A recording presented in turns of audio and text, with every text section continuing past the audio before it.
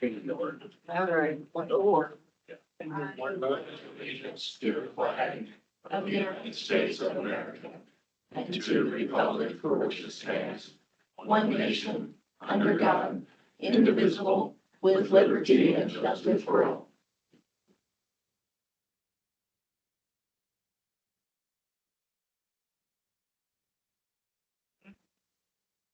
Everyone had a chance to review the consent agenda.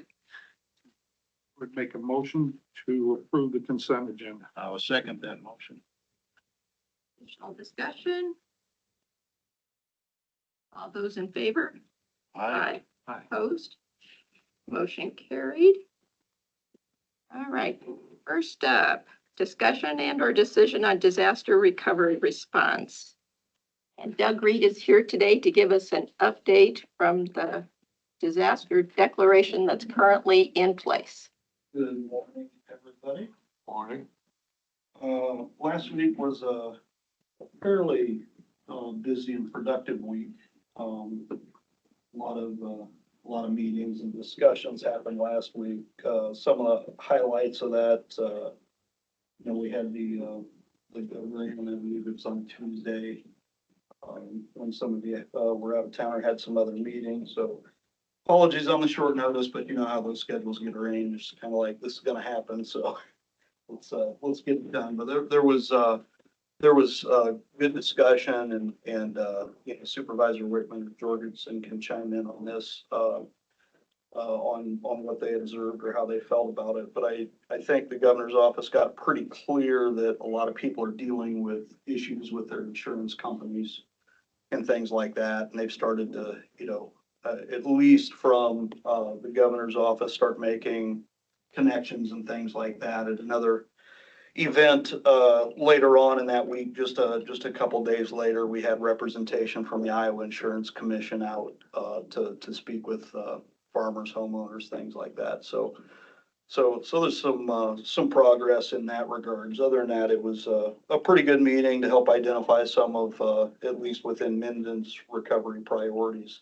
those kind of things. And we had some opportunity to talk about the other areas briefly as well. Thursday saw a few different things. We had a agricultural disaster recovery center that operated in Trainer from about noon till 8 p.m. at their community center, which is kind of a unique initiative. It's never really been done before with a lot of the federal partners all in one place, specifically to try and address some needs or give assistance or explain the available assistance to the agricultural sector. So that was good.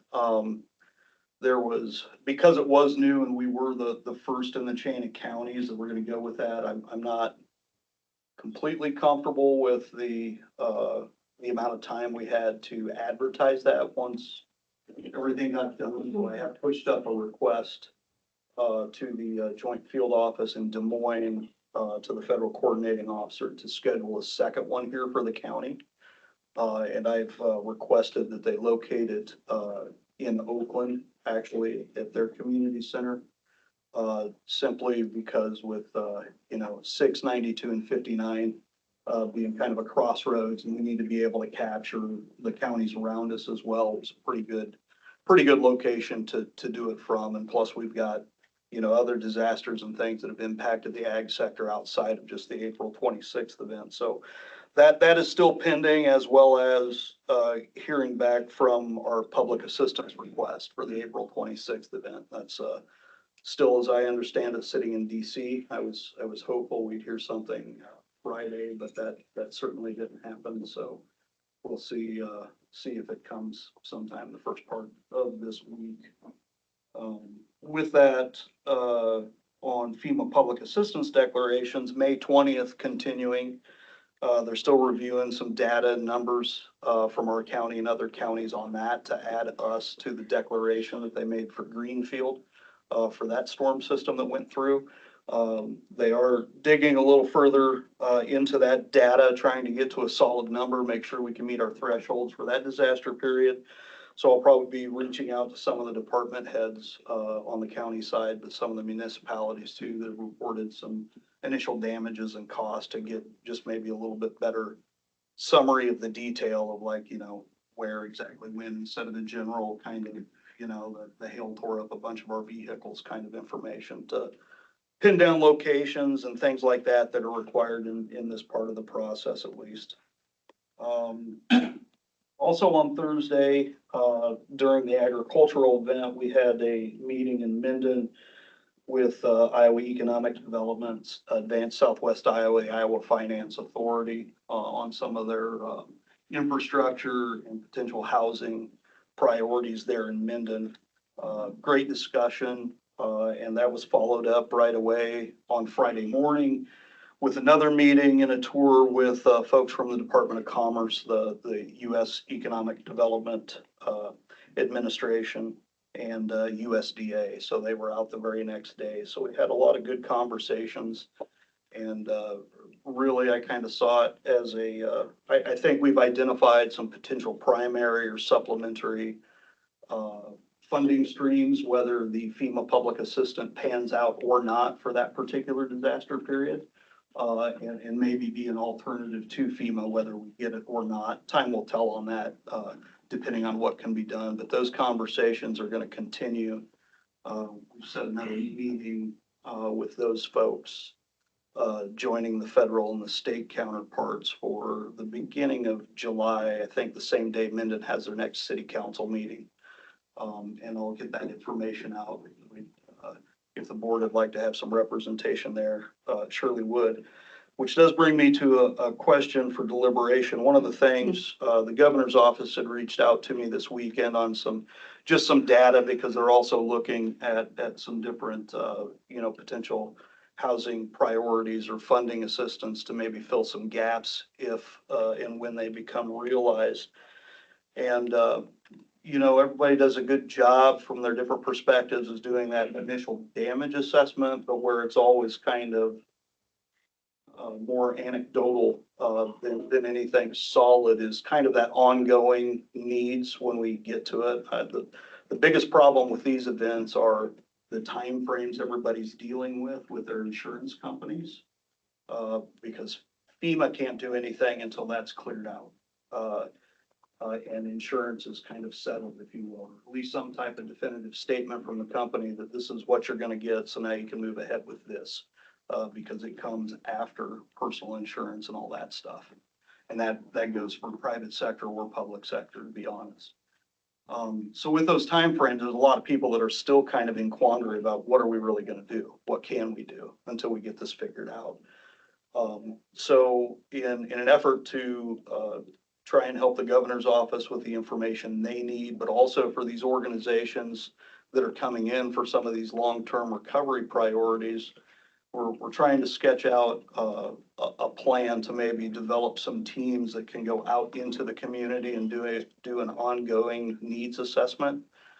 Because the word of mouth or the anecdotal reports that come into us that, these onesies and twosies don't know what they're going to do, or they might need some help, just really isn't giving us the information we need to move forward with anything tangible. So we're looking at different ways that we can maybe collect that data, so we have a better definition of what really long-term housing needs would be out there. And that's probably going to happen for Minden. My question is, we continue on occasion to get some of those reports, but not with a whole bunch of data behind them, like even who to contact, right? They just, people just hear by word of mouth. Is if that would be a priority for the board to try and wrap something into the unincorporated areas, especially in and around that Crescent area where we had some concentrated damages, to see if that would also yield us some benefit and make sure nobody falls through any gaps, because we really don't know how they're dealing with their insurance companies. But if we feel that is a priority, we can certainly write that into this plan we're trying to develop to kind of get this long-term thing going. And so just wanted to put that in front of you and see what you're hearing or what your preferences would be.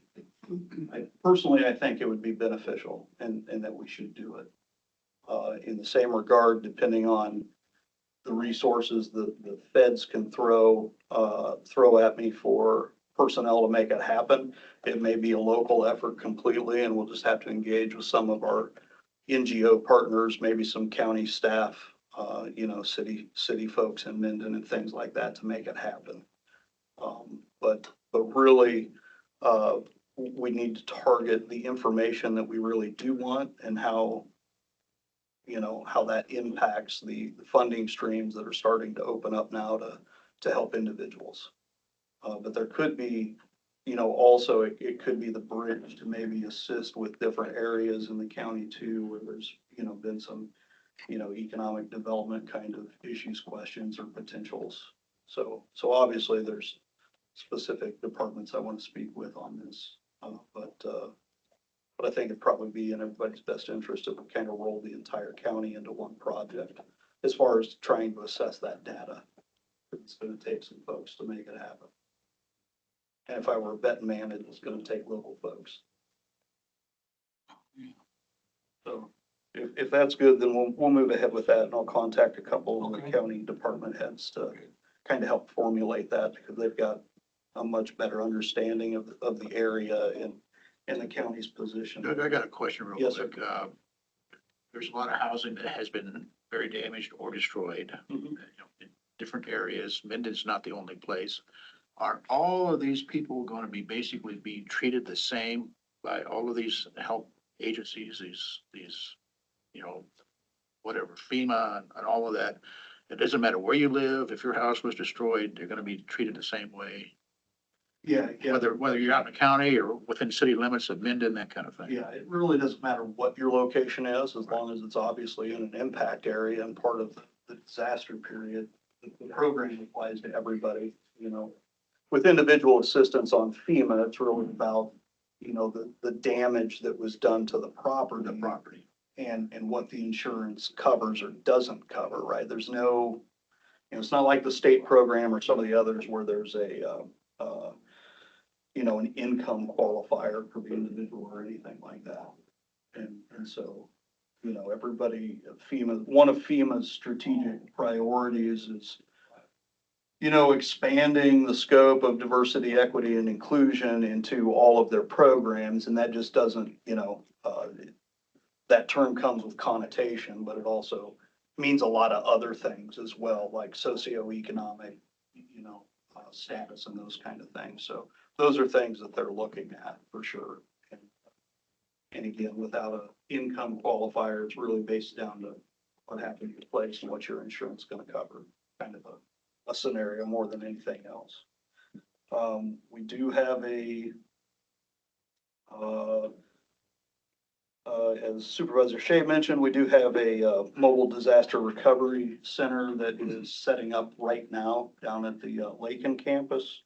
That'll be here in the city throughout the rest of the week for a little easier access from people that were impacted in the west end of Council Bluffs, and then just north on 16th Street, I-29 up in the Crescent area.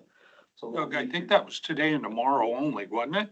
no, they'll set up this morning. They'll open up to the public at 1 and run till like maybe 4 or so, kind of a soft opening day 1, and then they'll run 8 a.m. until 7 p.m. Wednesday and Thursday. Okay. And then they'll start packing up Friday morning, Friday afternoon, they move on to the next county and set up there and be there for a few Okay. days. Move on to the next one, then they'll be back in our county somewhere after that. So once we get that all flushed out. It looks like that's about it for updates from last week and kind of what we're looking at moving forward. So I can address any questions you might have. I do. Yes, sir. When we're all done, Uh-huh. maybe it'll take 2 or 3 more months, but we really need to analyze how we handled this and where we're going on the next one, because Mhm. just to make sure, it sure seemed the first week was a cluster. So, Well, it's always going to be a cluster in the mhm. first onset, and the quicker you can organize it and bring some order to the chaos, the smoother it will go. for sure. And you're right. And there are significantly noticeable areas of improvement in some of the areas, which I've already talked about with the state, kind of reached out to a couple private contractors too already, because it's something we need to address, especially when it comes to the training and understanding of these processes and the response aspect of responding and managing a crisis with our elected leadership. Okay. You don't know what's going on, you're gonna try and do what you think needs to be done. And sometimes that's very counterproductive, More information we have, as we've seen. analyze it, and then work it and get the system. Absolutely. And we can do that, and we can implement those, we can make improvements on those things, especially with appropriate trainings and stuff like that. But the challenge is we still have to get those people to be willing to come. And that's usually where the problem lies. So Doug, I've got two questions. Yes. First of all, to mobilize the county resources into the unincorporated areas that you've talked about, do you need board action to do that? Or Likely not. We're still under a declaration, so we're good there, but you'll be part of the conversation anyway. So if anything formal needs to be done, we can certainly do that at that time. which moves me to the second question, is the declaration expires June 25th, I believe. Is there a plan to extend it again? That would or- be, if you would like, we certainly could. Until, I would always say, keep it going, until we know where we shake out formally with FEMA and that declaration process. And then it's kind of a moot point after that. The local declaration just signifies that, hey, we might need to operate a little bit outside of the normal. But once we have that stuff, it's by no means a legal requirement to have in place. But it does come in handy. For example, just last week, generators that were put at the temporary water treatment plant and the lift station in Minden. So they had backup power to those things with all the storms that keep continuing to roll through, are necessary. And the people that had it there on loan needed them back for maintenance and for other uses. So we had to bring in a couple other generators. And so we were able to leverage some state assets to make that happen. So the only cost to the city is putting fuel in it if they need to put fuel in it, or making sure it'll connect up to their infrastructure. How long is that gonna last? Well, it's gonna have to happen until, we're gonna have to do things like that until they build a new water treatment plant for sure. And do permanent repairs to that lift station. It could be another year, easy. It could be, depending on how insurance and then the available funding streams pan out, right? So there's a lot of, then you get into all the programmatic rules, the inspections, the engineering, all this stuff. They're ahead of the game on that end, right? They've got they're settled fairly well on the engineering already, and that's been going for a while. So they're ready to roll as soon as they can. Are they going to a new site or are they staying in the original? That was a big deal with FEMA. It is a big deal with FEMA, so it's a consideration in that planning, but there's programmatic allowances under FEMA to make that happen, and to do an improved project and move the site. Good. It comes along with it a bunch more red tape, but again, with the use of alternating funding mechanisms that might be alleviated, or it might not be that big. We just have to be prepared for either scenario. There was already improvements, a process to improve, a project to improve the water supply and before this storm. Is that correct? I mean, water treatment plant. So I know they did some stuff to like their sewage lagoons recently. But again, like if we're talking specific programs with FEMA, then, they'll get authorized for how it was before the tornado took it out, right? Then there's some other allowances where they can maybe make some improvements or, put in some mitigation measures and add that to the project. But yeah, doing anything crazy, outside of what it was. Well, I was just wondering if they're allowed to make those, whatever improvements they had planned beforehand, There, go ahead there and are make ways, those. yeah, there are ways to make that happen. And, Okay. and especially if we can secure even different funding sources, because those usually come with less programmatic restrictions. So, So next week on the agenda, we'll have discussion and or approval to extend the declaration for another 30 days. that'll work. I'll have it to you. Thank you, Doug. And Scott, any questions? Doug, thank you very much. Thanks for coming in. Yeah, thank you. What's the forecast for later today? Hang on. Mhm. Maybe some hail.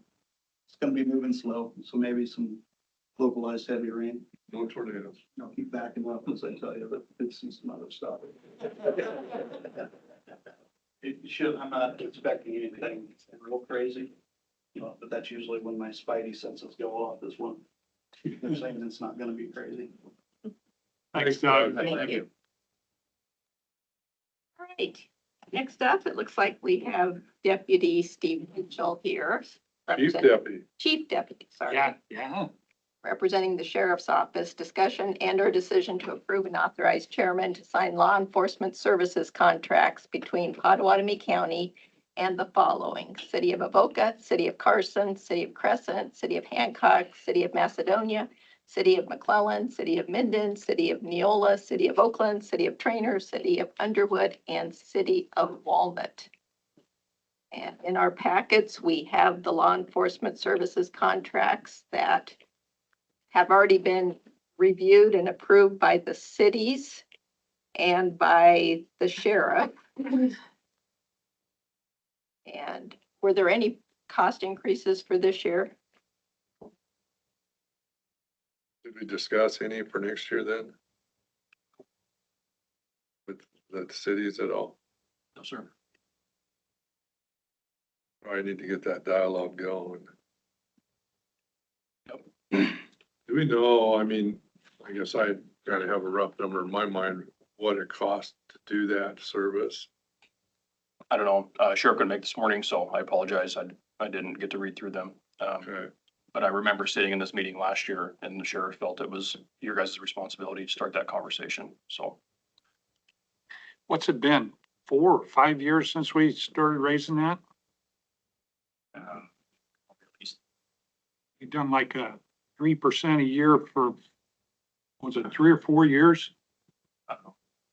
Remember that, Scott? yeah, This has been on my to-do list and I haven't gotten the city contracts for my on your, briefing yet, so. Okay, you'll have, yeah. Out there.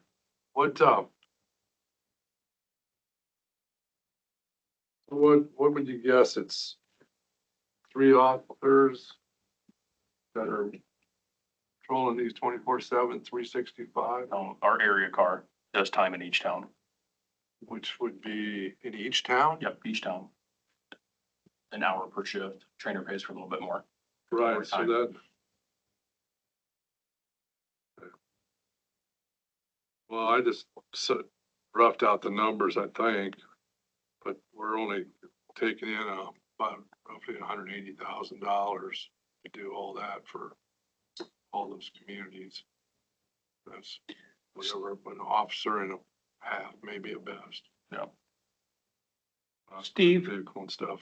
The only, besides, the only other one, and I think I bring this up almost every time, is we've got to probably do something with Shelby here one of these days. We don't go into the town of, Shelby? not the town of, Well, County line. if you go to the truck stop, you do. And True. truck stop in Menards. Menards. Yep, but I'm talking about the town specifically. Of course, we deal with stuff on the interstate, but That is the town. yeah. If it's city limits, it's the town. You have many of the towns add an extra time on there. To my knowledge, Trainer's the only Trainer is? Yeah. one. So, Maybe we should open discussions with Shelby about what Scott's talking about. Yeah. We seem to go up there a whole lot, don't we? There's, it's usually minimal things. It's property damage, semis rubbing against each other, At the parking lot, truck stop? private property. So we don't spend a lot of time at the truck stops. Okay, Nor do we spend a lot of time at Minden or at the Menards. So okay. Should be a report that shows what the calls for service are, right? yep. So we, of course, we get dispatch there. That gets logged. We have a system that we log our time in these towns. That's how we do our monthly billing, send them a bill every month. But if we don't have call for service down, the deputies still make it a point. They get time in that town every shift. So we try to get their hour in for sure. Of course, there's days that we're super busy and we may miss a day, but there's other days that we're there for more. So it becomes a wash. Sounds out. Motion to approve. We'll second that.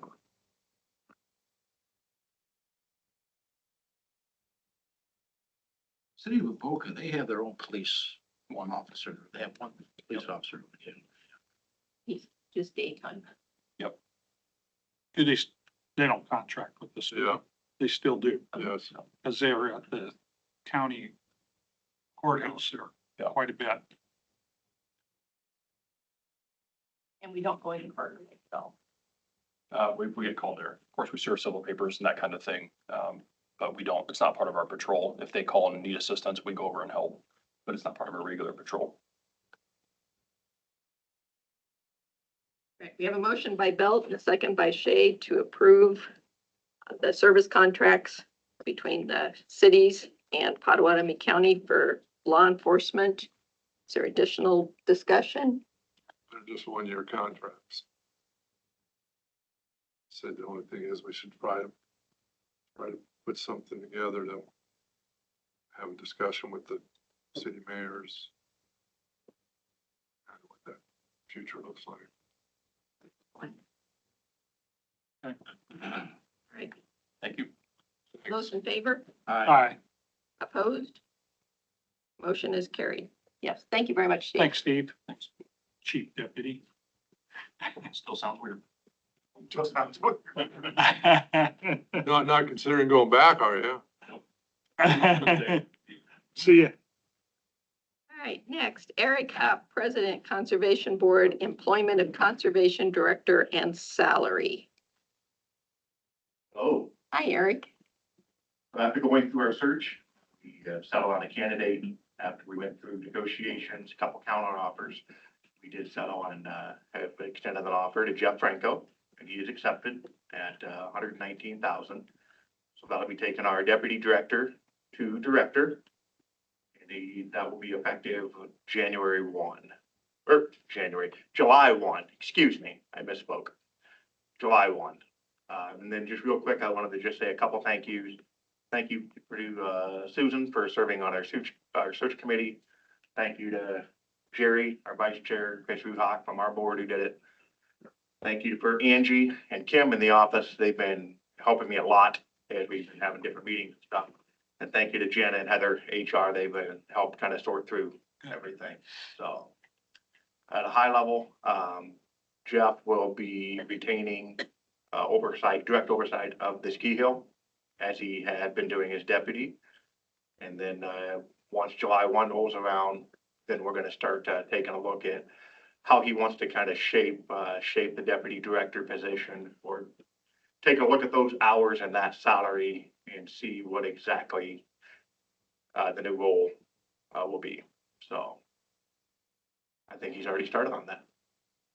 And Mark's last day is still August 30th. So Mark's contract will be in your packet later on in the meeting. Jen will talk about it. It is a July 1 to August 30 contract. So, You said Mark's, you mean Jeff's? no, she was. Mark's just the 2-month deal? Okay. Yeah. All right. Thank you very much. Thank you. All right, next, Matt Wyatt, Director of Planning and Development, update on implementation of a wind policy for the recycling center. Thank you, everybody. Get it out for you.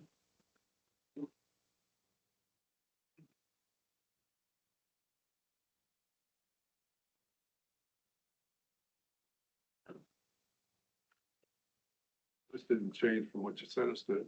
It did not. I just wanted to bring some up here to give you a map. No, I just want to make sure it didn't change. Yeah. So even by incorporating the windbreaks on the north and south, you still want to limit what can be dropped off when the wind's blowing 15 miles an hour? Yes, we need to, make sure that we are good neighbors with our property owners around us. And when the problems that we're having out there, and it's a little bit of training for people who come and dump there, as well, and that's been ongoing. We had added in an untarped fee for people who were coming down the roads with their loads, just kind of blowing out along there. Because when they get to be where we're at, where you're gonna dump construction debris, they dump it in our outside bins out there. We park containers in the area to try to block it and shield it as much as we can. The wind still comes through there, and we're putting trash into that field that's to the south of us. And the neighbor, while they haven't complained a whole lot as of yet, the guys do the best job that they can to get out there and get the trash picked up in a timely manner. We don't want to get to a point to where we are being a major nuisance and potentially breaking some machinery as he's trying to farm that area. And, so that's when Tom had asked me, Tom's our site manager out there, had asked me about being able to put the wind policy in place. So that way, when it is a real dump, a real windy day, people come in there to dump. If they have items that are just loose in there, then we do turn them away and ask them to come back at a time when it is not blowing as much. But what's happening is that, everybody's got a dump trailer these days. Those dump trailers are starting to be used kind of as a dumpster. So they take their pop bottles and their plastic bags and everything and just kind of loosely toss them in there, dump a bunch of construction debris on top of it, and then bring it in and dump it. So when it dumps, then it just kind of blows out. We've been working with them to say, if you bag up your loose garbage that you have, instead of throwing your pop bottles and stuff in there, you put that bag in the back of your truck, and then you can come dump your construction debris, your shingles and lumber that you need to dump there. And then we take your bag of trash from the site and we'll throw it in our compactor. And it is working its way through and people are getting to be on board with that. But there are still points and times where we need to be able to stop the outside dumping that we're having that for that day, and then restart it either when the wind dies down, or, hopefully later that afternoon or the next day on there. And because when Tom shuts down the site, obviously they'll call me right away, very upset that they could not dump their material down there. And I didn't want the board to be inundated by a bunch of phone calls, not understanding what was happening and why we had to implement that out there. So as the site grows and it is growing just like we expected, we're taking in higher and higher tonnages every year. There may be a point in time where we can construct a building out there for the tipping of that garbage, then it's shielded from the wind. But as of right now, the outdoor piece of it is working for us. So we have a few caveats on it. When we talk windbreak, you talking trees, you talking bank of some kind, or what do you? We are currently right now getting pricing for some trees to go along our northern boundary up there for the windbreak on that north side of it. Once we get the trees in place, we really want to kind of see how that does, but we're also looking at potentially some slats in the fence coming down on that western side. I do have a price for the slats to go in there. It's right around $14,000 because the fence was not originally constructed for slotting. So they have to go back in and add in some line posts. It'd be line posts every 5 feet that would go in. But hopefully want to see how the trees are doing, because we have trees on our eastern side. We get some trees on that northern side. Hopefully that'll slow things down enough for us that we kind of nix the issues on there. I don't want to create it to where it's like a snow dump. Basically, when it snows out there and it starts blowing, if I start blocking all the sides, then I'm just going to wind up with a mountain of snow in the middle of it. So It costs to dump it does. Recyclables are free, but construction debris, MSW, which is your household trash, are things that we charge for. charged by you scale the vehicles and charge by the weight? Correct. Just charged by the tonnage, yep.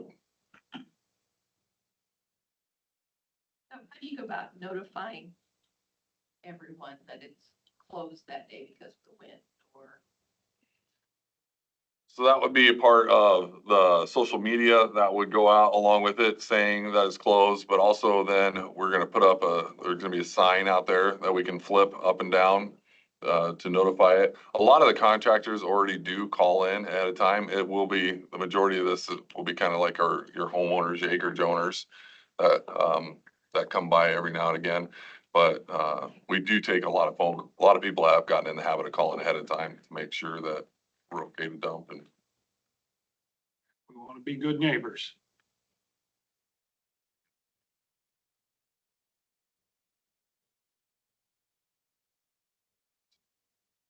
So is there some funds from state or Mid-American Energy or anybody for the tree situation? there, we could go through the program to get some trees, but the trees aren't well-established ones. I think the trees that we're gonna be looking at we're hopefully get some 6 to 8 foot trees to kind of plant out there. Are you tree spading them in? I don't know whether it'd be tree spade or whether they'll come out and hand dig the holes. Okay. So, What are you talking about? correct. Yeah, we're probably looking at some red cedars or something like that to put out there, something Colorado spruce maybe. But you haven't priced any of that stuff. I have not, no, because the plannings on this right now, we'd be looking at something after July 1st. The only bid we got was from the fencing because we had American Fence. They were the ones that established it, so I just called them up and asked them to give us a price on that.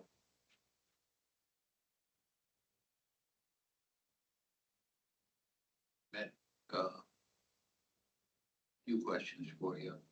What's your, can you ballpark the revenue from segments? Just over $100,000 a year. So obviously today, it'd be closed. Correct. Not the site itself would not. The only thing that'd be closed is the outdoor construction debris dump. Right. Okay. Tomorrow, 5 to 10, you're gonna be open. Thursday, 10 to 20, you're gonna close it. Is 15 too low? So 15 may seem like it's low but when you're out there on site and you talk about paper and plastic bags, it doesn't take a whole lot to get that stuff shooting in the air and over the fence. Okay, so 10 to 20, you're gonna close it. There's a potential of it if we can't block it down enough, yeah. Friday, 10 to 15, there's a potential you won't close it then. There would be a potential. So we can only be open one day. We'll only be able to take that one day. We're just specifically talking about the construction debris I site. understand that. And so the number of days that you're looking at right there, that's something that doesn't get used every day. There's not people in there every day dumping in the construction debris. We're getting construction debris from Minden.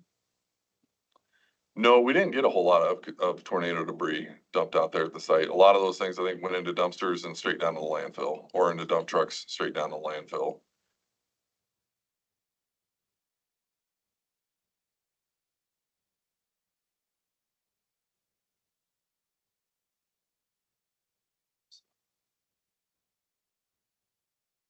That is something that I've mentioned Mark Shoemaker is potentially partnering with them and putting a little weather station out there.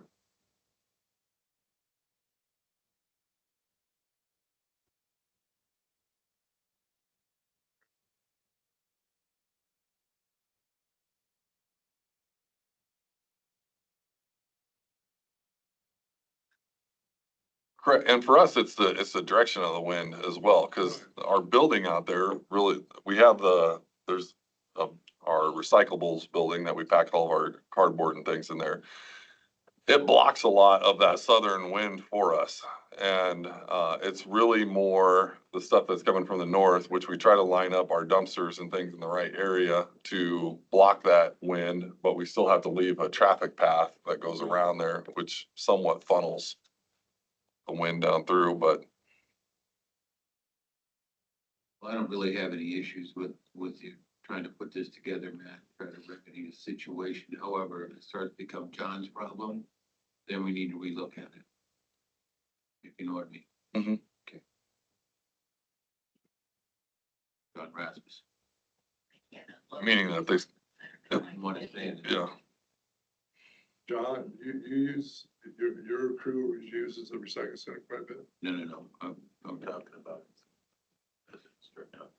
All in our ditches. I didn't really want to broadcast that. Well, I mean, it's a conversation that comes up every time we change the recycle center out there. It was a really big conversation when we went to a recycle center, that those things would pick up like that. And, you know, I think come budget time, we're probably gonna talk a little bit more about the fees that we're charging out there, for the recycle center, just making sure that we stay in line with what the area industry is moving to. And that conversation pops back up every time on that part of it. our most famous ones are on the east side, west side of the county. Used to be all those, you know, River Road and stuff. I don't know if you still have a lot. Still same stuff. That's been going on for years. City should take it over. Keep us posted on how it's working, Matt. Will do. Thanks. Thanks, Matt. Thanks for bringing that in. Matt, real quick, just one question. This square here, what's the measurements of that? I don't know them off the top of my head, but I can get it for you. Yeah. It's just over 2 acres. I see a lot of cattle lots, for instance, that have windbreakers and stuff to protect cattle during the winter, cold winter winds, that kind of thing.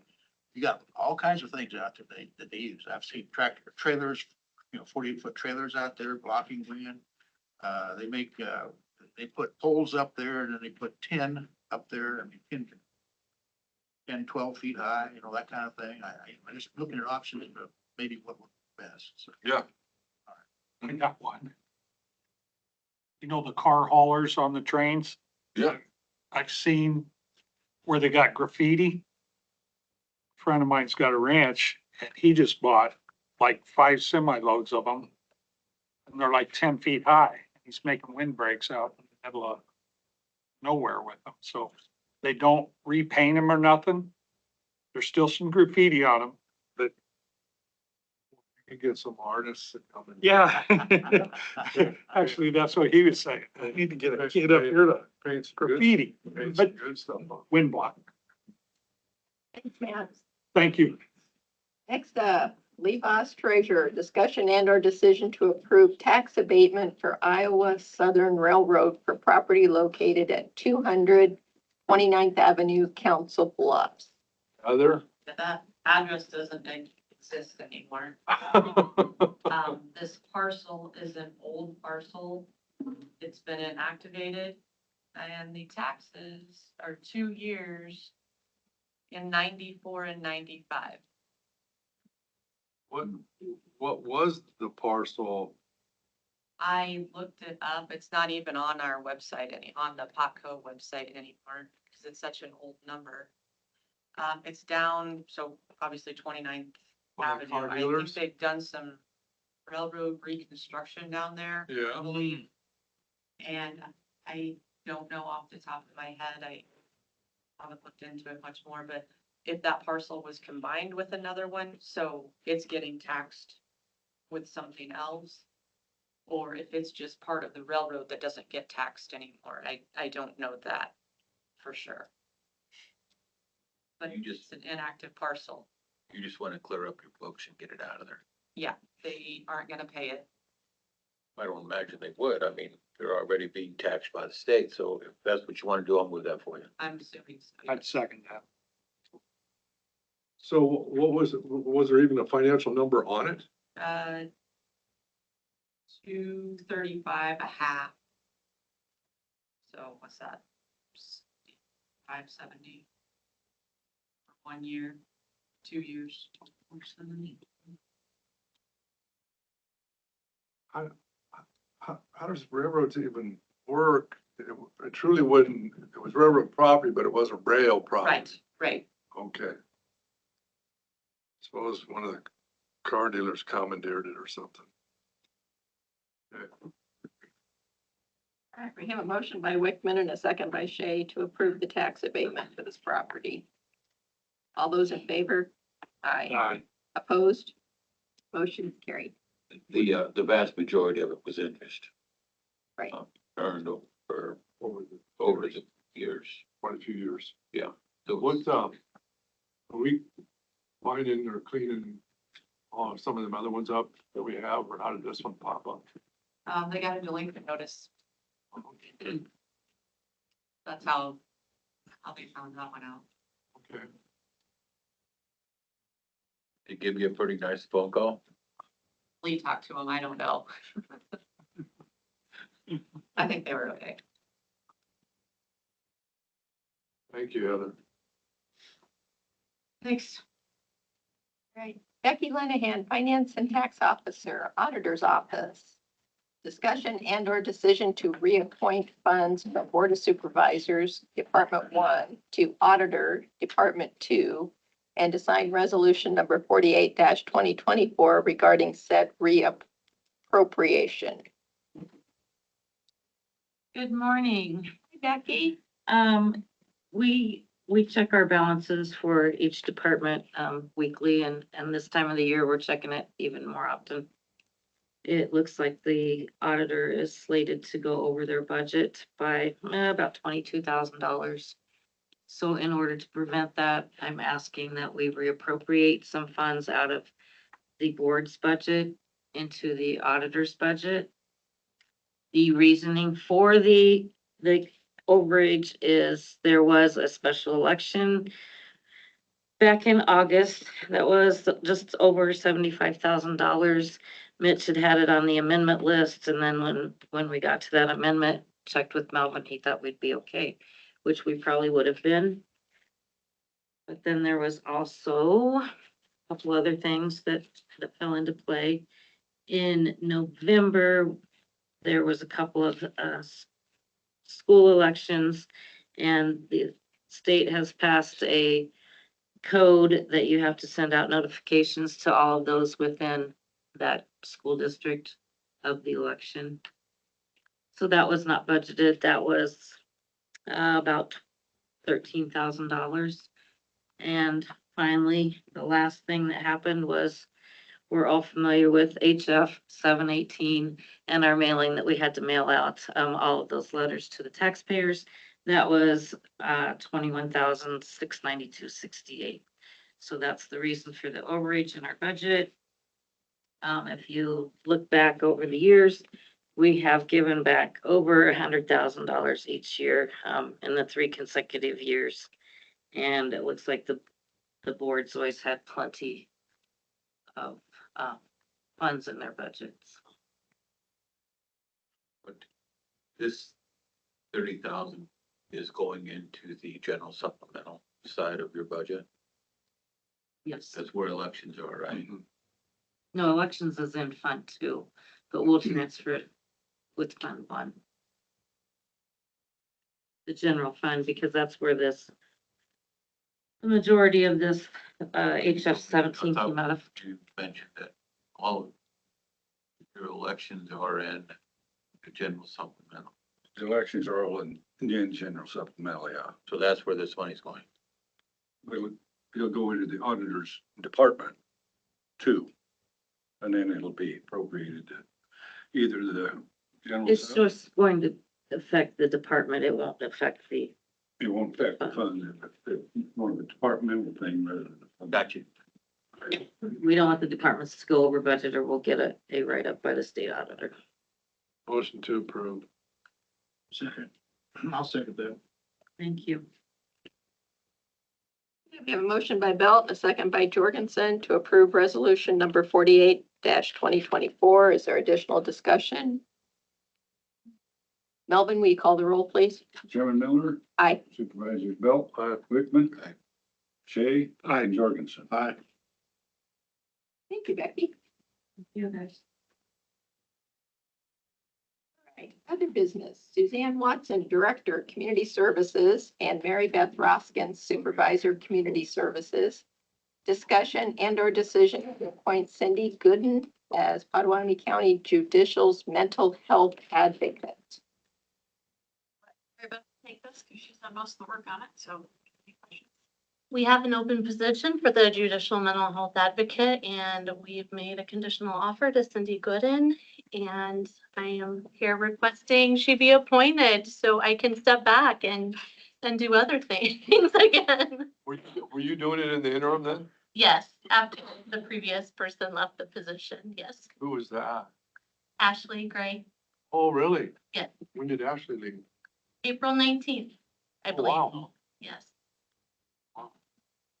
Okay, I'll make that motion. I will second that.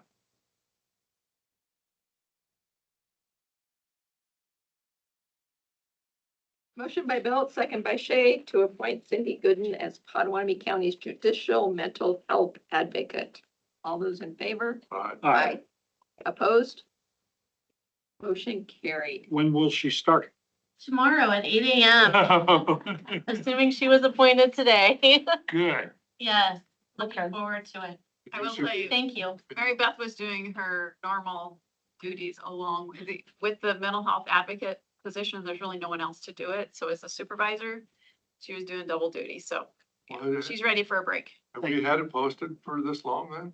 Yes, we went through a couple of sessions of hiring and came upon a couple barriers, but it is full tomorrow at 8 a.m., so it's all good. Okay, good. Thank you for doing the extra work. Most certainly. Thank you. Thank you. Thank you. There's no reason for me to ask you, Suzanne, if it's in your budget, right? That's correct. Extra money. Nice. Yeah. Yes, you've saved a couple months. Yes, you got it. Thank you. Fine. See what region we end up in. Crazy deal. You like that? All right, now moving to Peggy Becker, Administrator Veterans Service, application for use of Potawatomi County grounds at the Veterans Service Building for VFW 11355. Monthly meetings, usage for 3 years, VFW 11355 for the 2024 car show, and Iowa Veterans Foundation routine meetings, usage for 3 years. Morning, Peggy. And they've all made new application. We're starting with the fiscal years now. Routine usage, the Iowa Veterans Foundation and VFW. We've been doing them since we've been in that building and there's never been any complications or problems. So that's why the commission decided to do a 3-year contract for their routine usage. The VFW also has a car show that they do once a year. They did apply for 3-year usage on that, but we denied that and did a one-time only because it requires a $3 million insurance policy to cover the grounds and the vehicles that they bring to the grounds. So those are the 3 applications in front of you at this time. I would make the motion to approve that. Take your recommendation. Okay. Yes, Second. So that's the 3 years for, Iowa Veterans Foundation and VFW routine meetings. And then the and 1 year VFW's for car the show. car show. Just to make sure the That's your- insurance is Yeah, up every right, year. that's your motion, so. Yes, Okay. yes. Okay. I'm sorry. That works. All right, so we have a motion by Shay and a second by Wickman. Is there additional discussion? All those in favor? Aye. Opposed? Motion is carried. Thanks, Peggy. All right, now Peggy, tell us about your Operations Appreciation Program. This actually started in 2022. There's a lot of people out there that help people without being recognized.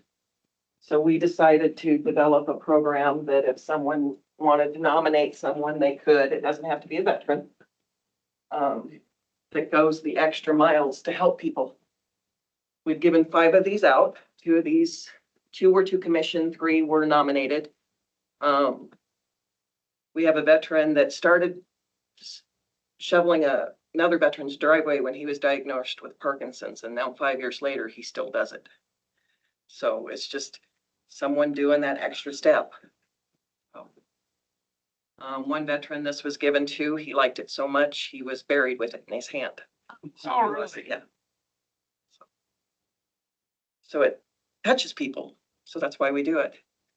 This is actually one of the first things that was done with our new logo on it. I got the approval of Craig to do it because I held off on it because it was right in the change of the logo stuff. So it still does have our old name on it, so. We did a limited number of them, and when they're gone, they're gone. How many do you have? 25. Well, now we have 20. Okay. So Becky, is that the red one? they're all the same. That's just. That's the setup, once you put everything in it, because Oh, that's, this is yeah. How it looks when it's. put Yeah, together. where there's keychain in the box with the challenge coin, I guess. But that's the full setup there with it. So that those two- Peggy, how are you promoting this? We've put it on our Facebook, it's on our website, word of mouth. The posts know about it. Okay. The issue we have getting it out there is not people wanting to nominate, it's the people willing to accept because silent heroes wish to stay silent heroes. When I saw the Facebook post, there was a red one on there too. I think you're seeing the red that's on the flip side of that, because the back side of that has all the It's got all all the branches of Insignia. service, and it's Okay. writing in Got a red. flag behind it. Yeah, because the one side says it only takes one to help, and that's written in red. Okay. Well, I just, I think that's really cool how you're doing that and promote it. It doesn't surprise me that some people wouldn't take it.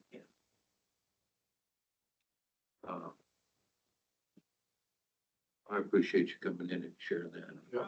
Nice job, Peggy. Yep. Thank you. I'm sorry, David had to leave. Is there anything else he wanted to mention? No, he was just here for support of me, Oh, but he had another meeting to go to, so. See the chair out over there? He is the secretary, Holly is the chair. Thanks, Peggy. Not a problem. I will need those back, by the way. Yeah, Elvin's got them over here. I was gonna say, you got 18 now. Peggy, you don't want those back? Thank you. I just want to thank you. I think the challenge coin came out really nice with our logo on it. It is. I like it. So, yeah.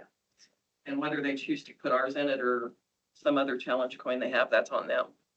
But that white really for sure. sparked it. So, Yeah. Thanks for the update. not a problem. Yeah, No, anytime. All of you. I do.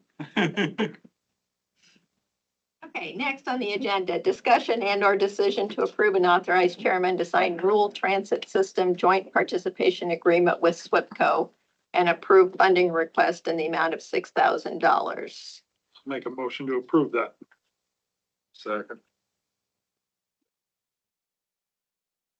Motion by That, Shay, that's already in the board's budget, isn't it? Yeah, it Correct. comes out of gaming as well, it's budgeted. It does. Same 6,000 as last year's for this Yeah, year, I so. mean, we've been doing that forever. other discussion? It is. All right, all those in favor? All right. Opposed? Motion is carried. How you figure that? Rural transit.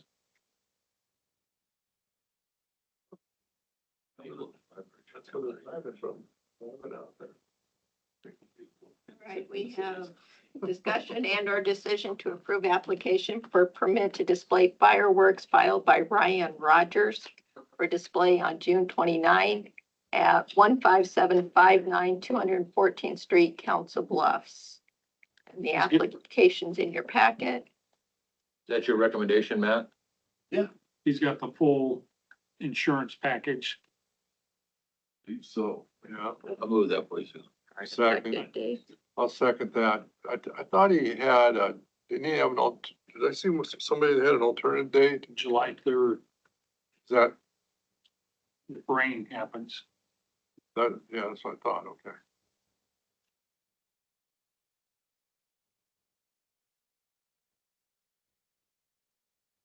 We have a motion by Wickman, a second by Shay to approve Or Bill. Bill, That was Phil. Sorry. Yep. Okay. Additional discussion? All those in favor? Aye. Opposed? Motion has Is carried. the window closed on applications then?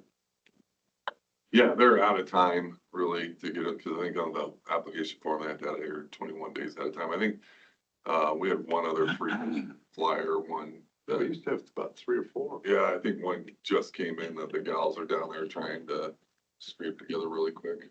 Okay. Somebody was shooting them off last night. They've been doing it every night at Crescent. Really? Okay, Chris Wood, WIC Director, Maria Seek, Public Health Administration, Health Administrator, and/or Jana Limerick, Human Resources Director. Discussion and/or decision on full-time WIC program nutrition educator. You've got me today, as the other two aren't able to make it. What we're asking today is to take the part-time position that was approved on March 5th and move it to a full-time position. The position, just as a reminder, is a nutrition educator. So we've had a lot of struggles with getting registered dietitians to apply, and then once we hire them to stay in this role. And so Chris changed it to a nutrition educator, which is allowed by the state, to help with that. Hopefully getting some more applicants, and we have had some more, some good applicants for that position. And then through that and still doing, Chris has to fill in a lot when we don't have registered dietitians. She's identified that this really should be a full-time position. Since that would affect a budget, I felt it needed to come back to the board to change it from part-time to a full-time position. They can't do all of the duties that a registered dietitian does, but they can do the majority to help. And then for those items that do have to go to a registered dietitian, they'll spread it out amongst their office. Where's the funding for this? Chris does not need additional funding because of positions having been opened and then we can't fill them. I don't want to say we're saving money because we'd really like them to be full, but there's money to go make this a full-time position. Even into the next budget year? Yes, yes. Those are federal funds. Right, Pass through. you're the pass-through. Federal funds that go to the state and they come to us, it's a contractual obligation, just like all the rest of the public health department grants. So they're reimbursed. Right. So we it's not- spend the money and then get reimbursed from them. Okay. So it's not a levy on the taxpayers. Correct. It's not a levy on the taxpayers. It's grant funded, or, you call it grant funded, but because it is a competitive contract that you get. But it is a contract with the state of Iowa to be able to provide those services. I'll make a motion to approve this. I'll second that. Matt, one more question for you. Since this is a federally funded state program, what oversight do we have of the WIC program? So the WIC program is a part of the public health department, and they are employees of the county, just like all the rest of our employees. Funded by, Funded by by the state contract, yes. Yeah, they're funded by that state contract, so it's one of those, it's just like our STI program, our immunizations program, our emergency preparedness program. All of those things are contracts that we hold with the state of Iowa. So as those funds, that's part of when I come in before and talk to you about, when you talk to your state legislators, try to make sure that they keep up on those funding programs, because they do provide services to our residents. And it's especially important with our WIC program. We are the least utilized WIC program in the state right now. We have 38% of the eligible population of Potawatomi County is utilizing that. So we're working really hard to increase those usage rates and be able to be more flexible for appointments to get people in.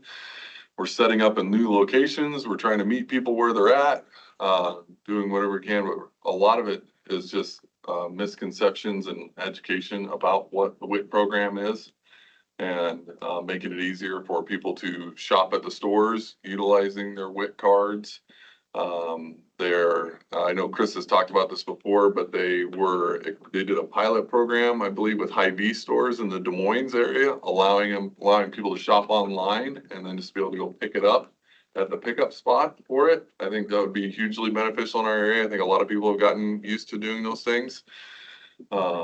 So hopefully, throughout this next year, we'll keep seeing some good benchmarks of progress moving up. But the WIC area too, for those of you who don't know, it's the majority of Southwest Iowa. So Pottawatomie County WIC is covering all these other counties now, because when they consolidated, one of the first programs that the state consolidated was the WIC. I kind of felt like WIC was a little bit of a pilot project for the consolidations of the health departments. They moved all the WIC underneath the Board of Health. They said you had to be aligned with the Board of Health to get the WIC grant. And then they said, then this is your coverage area. Chris runs a really good program. So she applied for and won that contract again. But we are in a number of counties and just trying to make sure that we use the most efficient time and places for people to get to them appointments. Is that 0 to 5 WIC? I believe so, yeah. I think so. And then,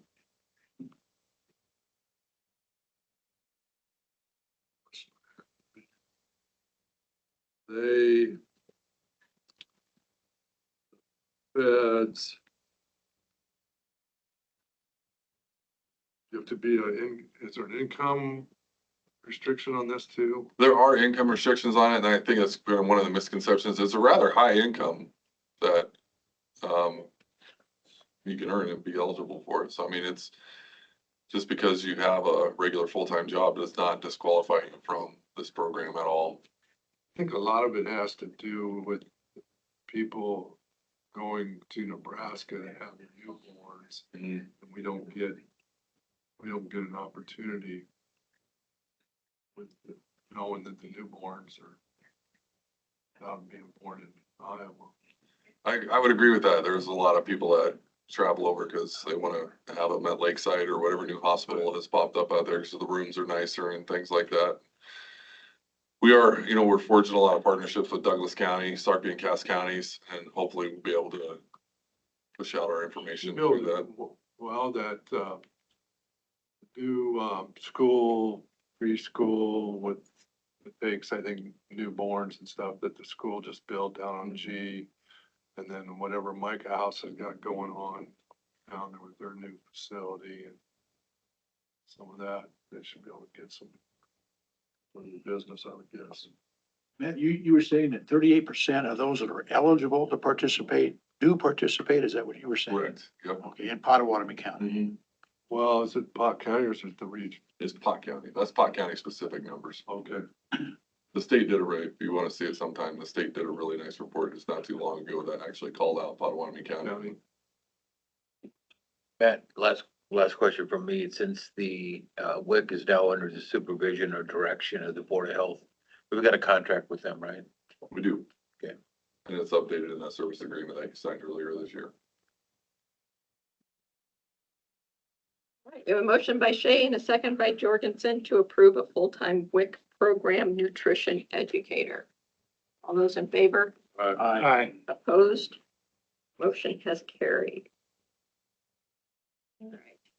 Next, we have Jana again, Human Resources Director. Discussion and/or decision on approval of job description modification for finance and budget position.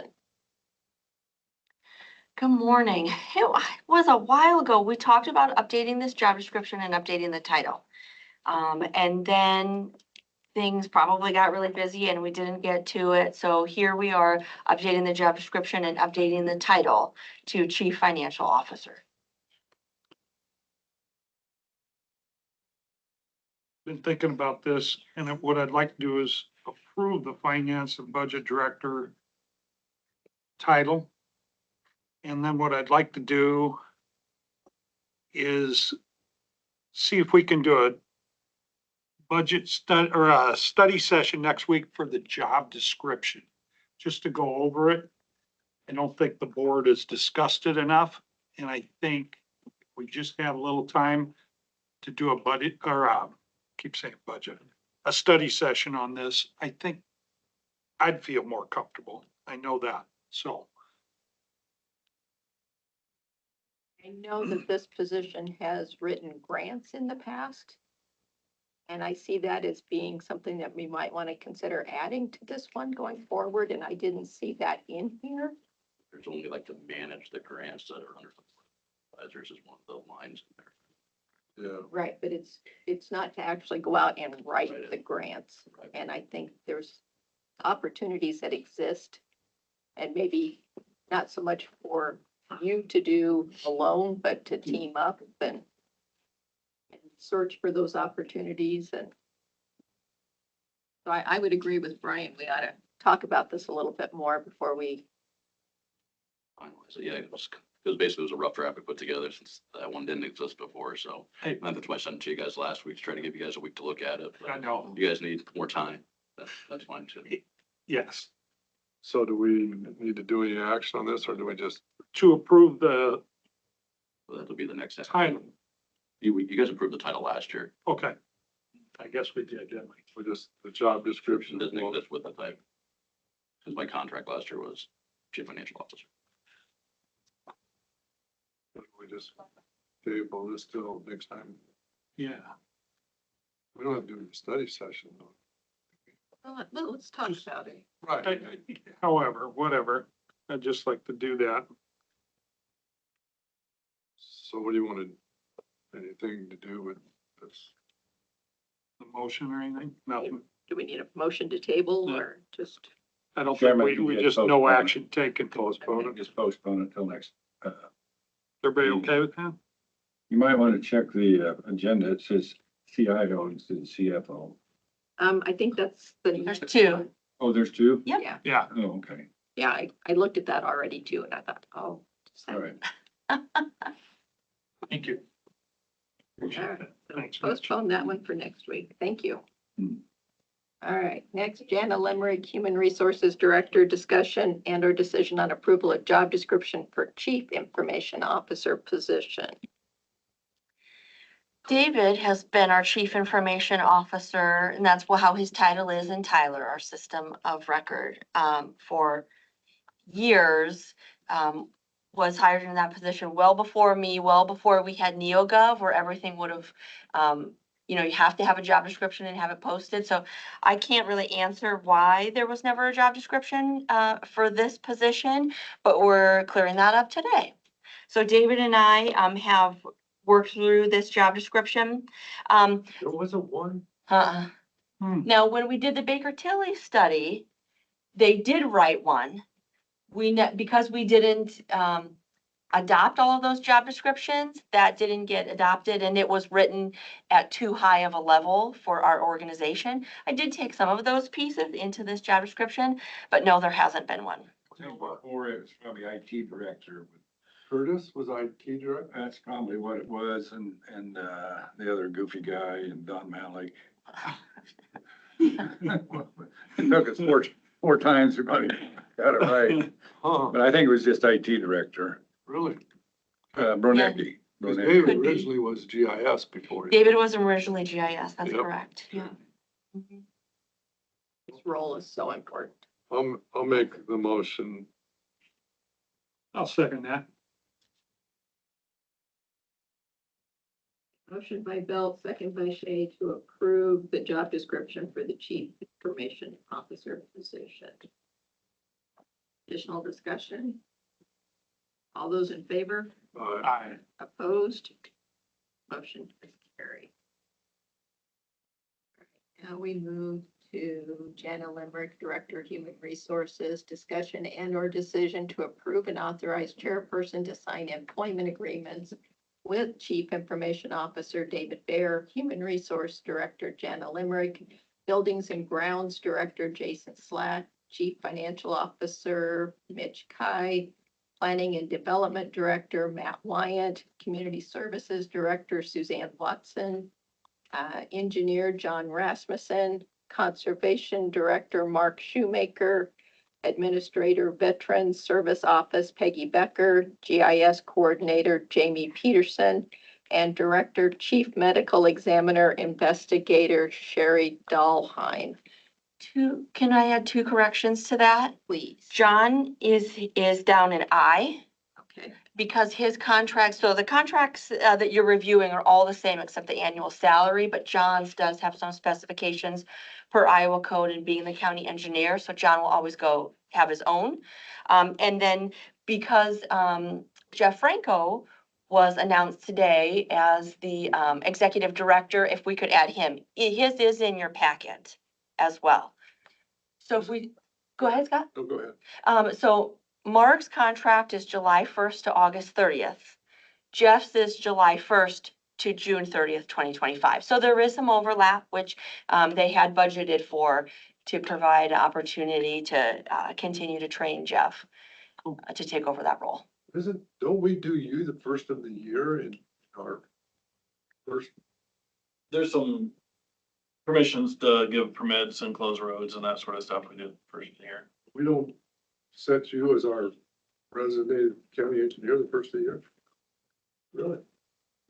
You do have to establish a term, but the contract does I'll not. make a motion to approve with the 2 Addition- corrections Jana had. May I call out one more difference to you?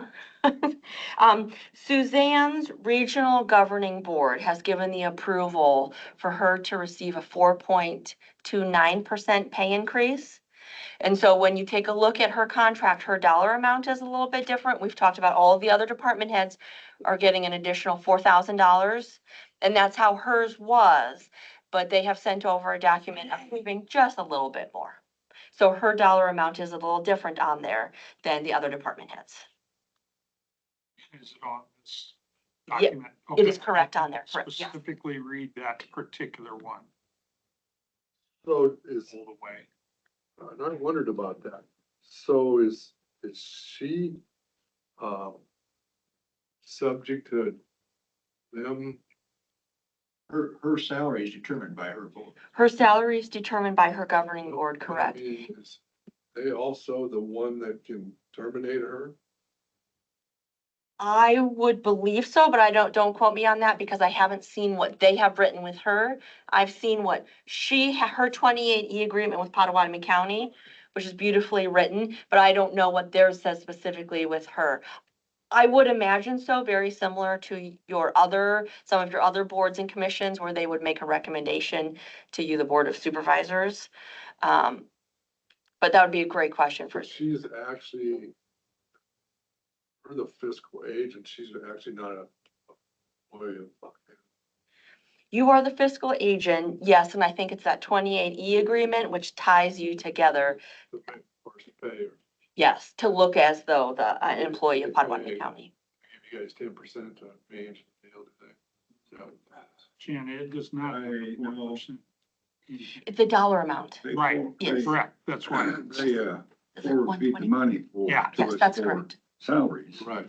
about 40,000 a month or something. But as far as, what were we charging them to do our payroll and claims? I can't remember. It is written in her 28, Yeah. she does pay something. Yeah, 2%. I can't remember. I think it was just a flat dollar, It's a flat dollar, yeah. but 60,000, maybe. Well, you should probably look at negotiating that every year, or at least look at it. Yeah, well, things are gonna change next year anyway, so Okay. I don't know what we're gonna be looking at next year. And I think I mean, of course you could reopen a 28E, but her 28E, I want to say it was for 5 years. It was either 3 or Well, 5 you just open years. them up, you gotta- Yes. You gotta get every county board on board, Yep, yeah. yep. Yeah, you definitely could. She's a very busy gal. Oh, Yes, and the large area that they manage for a population that needs, It's gonna go The larger assistant. next year. yeah, we'll have to see what happens. Mm-hmm. Larger and the programs are changing and Mhm. requirements. Yeah, but definitely needed, for sure. So sorry to interrupt after your motion, Brian. That's okay, Um, you're okay. Rather have the discussion than not. The employment agreement that we have in our packets for Mark Shoemaker Uh-huh. have got term from July 1st to June 30th, 2025. So I think we need to get that corrected. Yes. before we sign it. I'll get you a new version.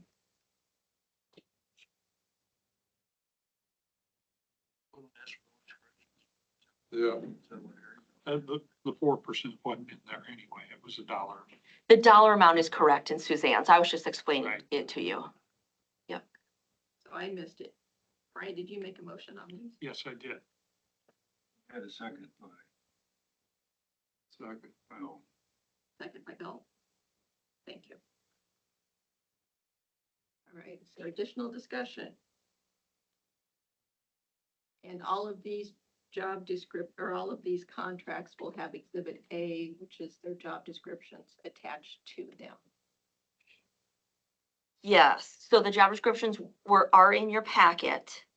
And then, Susan, you'll sign the one, and then I've asked department heads to come up to Jeanette's, desk sometime after this meeting today to start signing them. And then, yeah, we'll attach them and they'll go. I keep a copy, we send a copy to the department heads. And then Jeanette might keep a copy too, since it's something that you've signed. Yep. Okay. Good.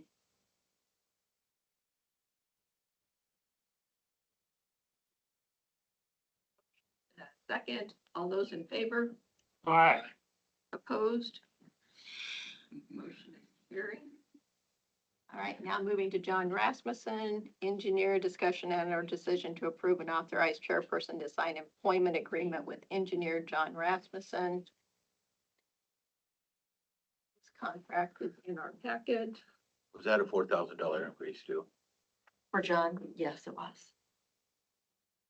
Sorry, John. Make the motion to approve. I'll second.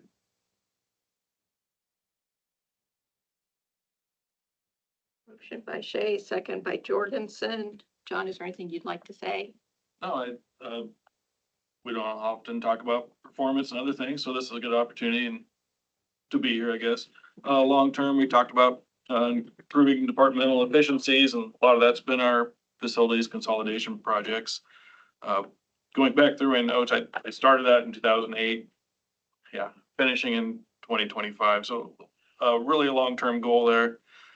The lion's share of the work's done. We have a lot of work to do, just moving into those facilities and improving our processes now.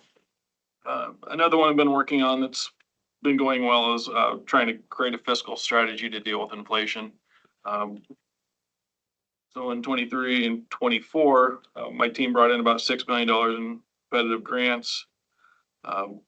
And this next fiscal year, we'll be spending that money, so I think there's more work in spending it than there was getting it. So we're just trying to figure that out and how we can sustain that work. But I think we've had pretty good starts to those big goals. And I'm always interested if there's a strategy or something you want our department to be looking at or me to be looking at. I try to build that into what we do, and it takes a lot of time to do these things, I guess. You're saying man hours? Is that what you're saying? Man hours that took to get the grant?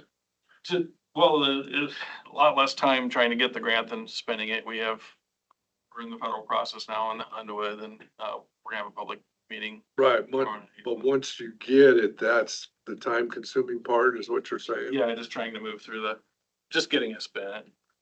Okay, The federal grants are a different process than we've been through before, so we're learning and doing it and trying to do our regular job, so it's. John, you have help with you now with Yes. these grant applications, is that right? I mean, there's gonna be more and more support out there. Tina and I both work on them mostly in our office, and I think Brandon will, and Mike Bonnet's worked on some, and Adam's got some. So there's a lot of people that are trying to get into this. Get into it. Yeah, we're really getting into it. You have a good team. You lead a good team. Just want you to know that. Sometimes I feel like I'm in the way, but that's okay. well, it's probably gonna be the only extra source of money that we're gonna be able to probably capture in the near term with, I don't know what the deal, they've, surf decks going away and DOT's gonna take over that road formula, and I don't know what they plan on doing with it. Kind of the history of the gas tax, the state kind of has to go in the gutter, then the legislature will look at it. increasing revenues for that. I just want to be the last down the drain, I guess, but, that's really what we're doing, is just trying to backfill projects with outside revenues. But we had such a good start. I don't know if that's something we can sustain, but, Right. keep trying. We got to Back to that quadrennial needs study? No, I hope not. We never go back to that, but, our fundings are much more stable than what that system was, so I don't think that'll change any. Roads are gonna be, get called on them almost every week, it seems like. Somebody moves to a gravel road and then all of a sudden thinks it needs to be paved. It's not gonna be able to do that. I don't get those calls anymore. Well, yeah, you can if you want. Are you gonna videotape the grader training session so that we can show it to the public to say, this is the specs that they're paving or they're maintaining the gravel roads to? The grader training is different this year. So normally we get an in-classroom sort of training program. We actually have a field person that's gonna come out and they're gonna get in the graders in the field and do the work on our road. So, that's all mostly gonna be in the field. So there was some legislative action about training, so we were trying to get ahead of that. I don't think any of that ever panned out, but we're still gonna do the training. So, we have an out-of-state trainer coming in and it's field training, so it should be good. All right. So this, if I can ask one more, so, the training will be on actually one of our county roads, On our county roads, yeah. 1,250 miles of gravel that they're gonna work on, right? Not all of them, but yeah, we're Well- gonna go out and rebuild some gravel roads with our graders then.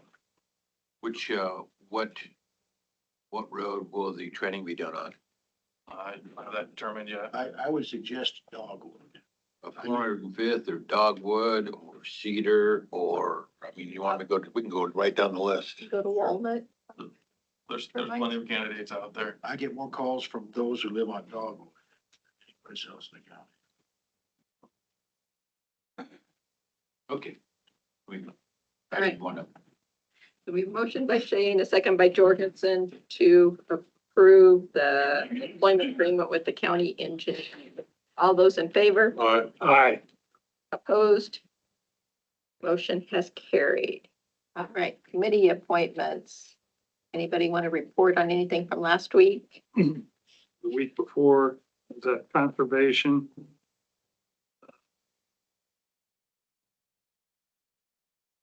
Spoke to the Youth Leadership Academy one day for Deb Masker. Was out at the Rock Center a couple different times, different meetings. To the VA. Another conservation meeting. And then, went up last Tuesday to Sioux City. Mark Shoemaker received an award from the ITIP. And that was really a neat deal for conservation. And I was totally impressed by that, so. That's good. Yeah, I was with Brian, I was at the veterans meeting last week. So always good to sit in on it. Appreciate that. Nope. That, Getting something, but I'm not sure what it was. Too big of shoes for to fill when you left. The election. I did the election. I threw that thing on your chair too, I can tell you that. yep, I saw, thank you. Yeah. That was an expensive election. No warrant showed up to That's I vote. know, yeah. Very disappointing. Oh, Chairman, FYI, tomorrow the ISAC board will be interviewing, Bill Peterson is retiring and we'll be interviewing tomorrow. So by Thursday morning, we should be offering that job to one of 3 applicants that we're interviewing tomorrow. So When's Bill leaving? he's leaving first week of August. annual meeting? Oh, You won't be at our annual meeting in August. interesting. I don't see any public. I'm assuming there's no public that signed up. We've got 2 study sessions to go into, and let's take a quick 3-minute break before we start with John Rasmussen, if that's okay.